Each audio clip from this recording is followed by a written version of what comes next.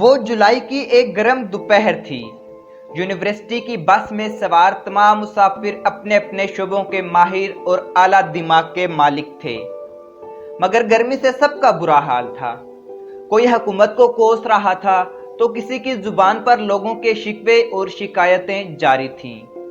ہاں، اگر گاڑی میں کوئی پرسکون نظر آ رہا تھا تو وہ تھا صرف بس کا ڈرائیور، جو بہت خوشی اور اطمینان سے گاڑی چلا رہا تھا۔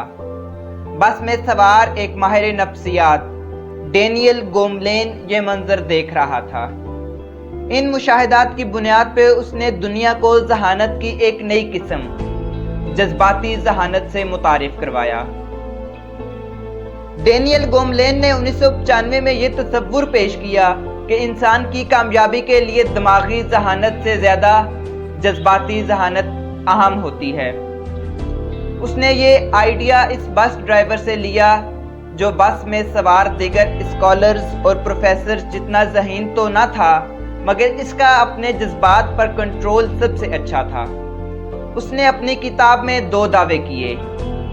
پہلا یہ کہ کسی شخص کی کامیابی میں اس کے آئی کیو، دماغی ذہانت کا کردار صرف 15 سے 20% ہوتا ہے، جبکہ اس کے ای کیو، جذباتی ذہانت کا کردار 80 سے 85% ہوتا ہے۔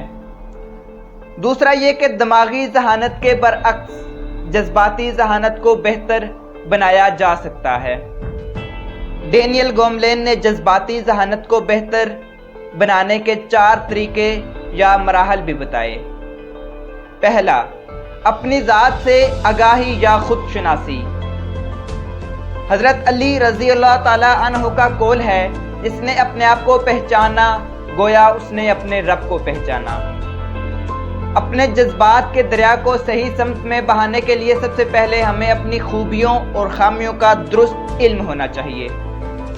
آپ کو کس بات پر غصہ آتا ہے؟ کون سی چیز آپ کو خوش کرتی ہے؟ کس بات پر آپ افسردہ ہوتے ہیں؟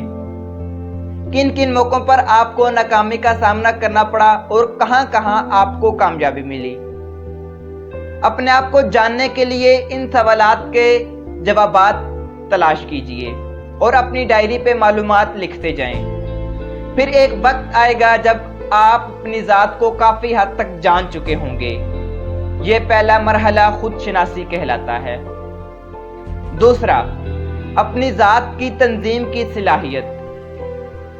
انسان کو اپنی ذات کا ادراک ہو جائے، اپنی خامیوں اور خوبیوں کا علم ہو جائے تو اس کی بہت بڑی خوش قسمتی ہوتی ہے۔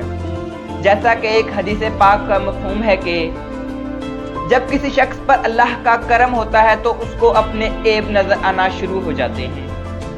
جس کو اپنی برائیاں نظر آنا شروع ہو جائیں، پھر وہ اپنی اصلاح کی بھی کوشش کرنا شروع کر دیتا ہے۔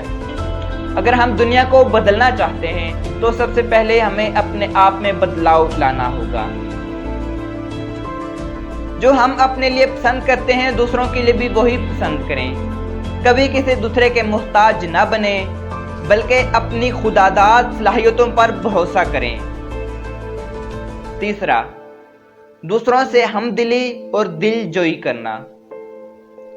اپنی ذات کی تنظیم کے بعد پھر تیسرا مرحلہ آتا ہے دوسروں کی دل جوئی کا۔ ڈینیل گوملین اس بارے کہتا ہے، سچی ہمدردی یہ نہیں کہ آپ کو دوسروں کے درد کا احساس ہو، بلکہ اس درد کو دور کرنے کی تدبیر بھی کیجیے۔ چوتھا، لوگوں سے بہتر تعلقات قائم کرنا۔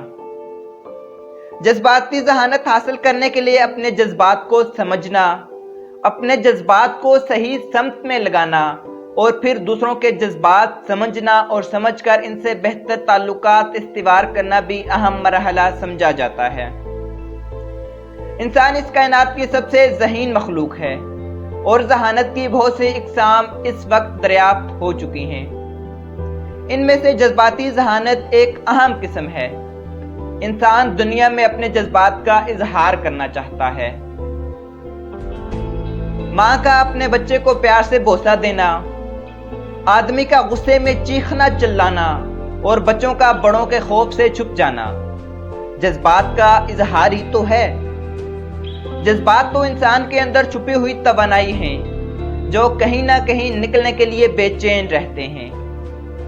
अब ये हमारा काम है कि हम इन जज्बात को आज़ाद छोड़ने के बजाय इनसे मुस्बत काम लेना सीखें। यह जानने की कोशिश करें कि किस जज्बे को कहाँ इस्तेमाल करना बेहतर है और कहाँ नुकसानदाह है। जिंदगी के छोटे छोटे मसाइल का मुस्बत रद्द अमल सीखिए, यूं जज्बात फ़ायदा देने लगते हैं।